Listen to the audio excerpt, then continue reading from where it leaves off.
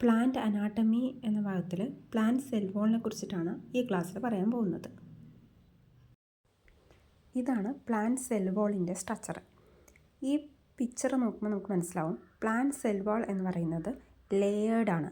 അതായത് അതിനകത്ത് 2-3 ലെയേഴ്സ് നമുക്ക് ഈ പിക്ചറിൽ നിന്ന് തന്നെ മനസ്സിലാവും. ഏതൊക്കെയാണ് ആ ലെയേഴ്സ്? താഴത്തെ പിക്ചർ നോക്കി നമുക്ക് മനസ്സിലാവും. Middle lamella, primary cell wall and secondary cell വാൾ. ഇങ്ങനെ 3 ലെയേഴ്സാണ് പ്രധാനമായിട്ടും പ്ലാന്റ് സെൽ വാളിൽ കാണാൻ കഴിയുക. അപ്പോൾ നമ്മൾ എന്തൊക്കെയാണ് പറഞ്ഞത്?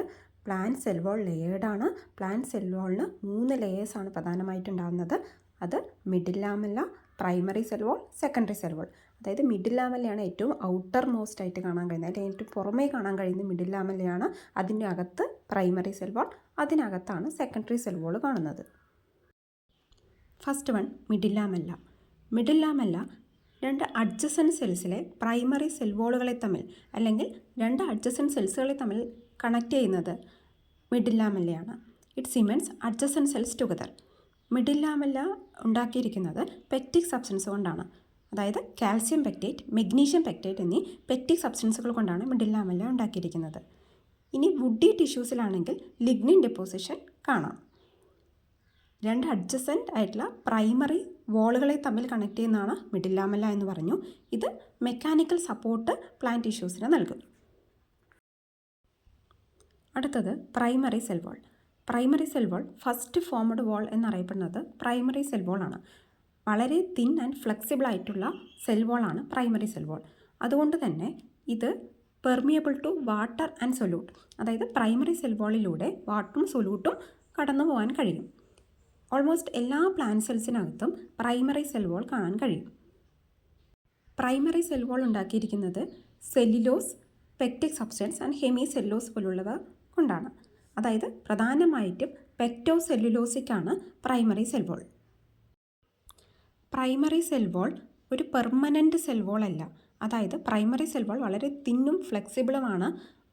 ഈ പ്രൈമറി സെൽ വാളിലുണ്ടാകുന്ന എന്ത് തരത്തിലുള്ള ചേഞ്ചസും, അതായത് അതിലുണ്ടാകുന്ന തിക്നെസ്സിലുണ്ടാകുന്ന ചേഞ്ചസ് പെർമനൻ്റ് അല്ല, അത് റിവേഴ്സിബിളാണ്. അതിൽ മാറ്റം സംഭവിക്കാം.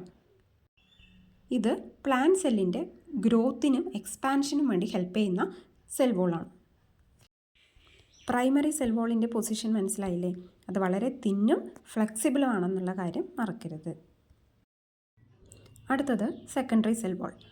പ്രൈമറി സെൽ വാളിനകത്ത് അഡീഷണൽ തിക്കനിങ് സംഭവിച്ചാണ് സെക്കൻഡറി സെൽ വാൾ ഉണ്ടാകുന്നത്.